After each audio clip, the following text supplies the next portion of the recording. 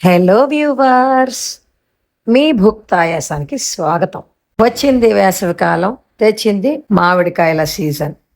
ఈరోజు మనం ఈ వీడియోలో మామిడికాయ మెంతి పచ్చడి ముక్కలు ఏ విధంగా చేయాలో చూద్దాం. మెంతి ముక్కలకి ఎక్కువ పులుపు లేని బంగినపిల్లి కానీ కలెక్టర్ కాయ కానీ బాగుంటుంది. ముందుగా బంగినపిల్లకాయని తీసుకుని దాన్ని చిన్న చిన్న ముక్కలుగా తొక్క తీయకుండా తరుక్కోవాలి.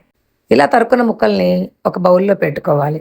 ఇప్పుడు పొయ్యి వెలిగించి పొయ్యి మీద మూకుడు పెట్టి అందులో 1 టీ స్పూన్ నూనె వేసి అందులో 1 టేబుల్ స్పూన్ మెంతులు, కారానికి 6 నుంచి 7 ఎండుమిర్చి వేసుకున్నాను. కారం తక్కువ తినేవాడు కొంచెం తగ్గించుకోవచ్చు.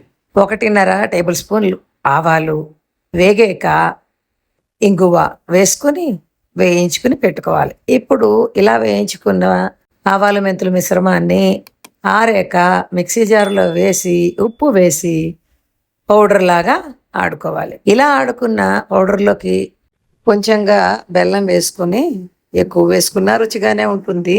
ఆ బెల్లంలో తరుక్కున్న మామిడికాయ ముక్కల్లో పావు వంతు మామిడికాయ ముక్కలు వేసి ముక్కా చెక్కగా కొట్టుకుని ఆ మొత్తం పొడిని మిగిలిన మామిడికాయ ముక్కల్లో వేసి ఉంచుకోవాలి.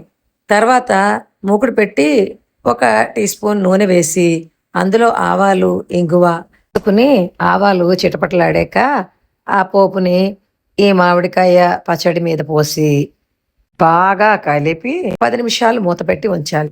10 నిమిషాల తర్వాత తీసి చూస్తే బెల్లం, ఉప్పు కరగడం వలన జ్యూసీగా వచ్చి తినడానికి రెడీ అయిపోతుంది. ఇది చాలా టేస్టీగా ఉంటుంది. బయట ఉంచితే ఒక 2-3 రోజులు ఉంటుంది. ఫ్రిడ్జ్లో అయితే ఎక్కువ రోజులు ఉంటుంది. ఈ రెసిపీ మీకు నచ్చినట్లయితే సబ్స్క్రైబ్ చేసి, షేర్ చేసి, లైక్ చేయండి. Thank you.